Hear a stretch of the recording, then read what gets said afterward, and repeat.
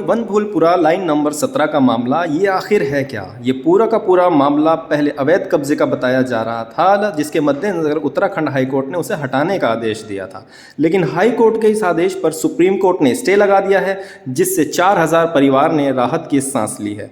बता दें कि रेलवे ने दावा किया था कि 1975 से रेलवे की ज़मीन पर कब्जा किया हुआ है, जिसे हटाने के लिए रेलवे ने प्रशासन की मदद से इस कब्जे को हटाने की मांग की थी। हाईकोर्ट के इस आदेश के बाद पूर्व मुख्यमंत्री हरीश रावत ने वर्तमान मुख्यमंत्री पुष्कर सिंह धामी से मानवीय आधार पर कोई बीच का रास्ता तलाश करने की अपील की है। अगर जानकारी अच्छी लगी हो तो वीडियो को लाइक करें, शेयर करें और चैनल को सब्सक्राइब करें।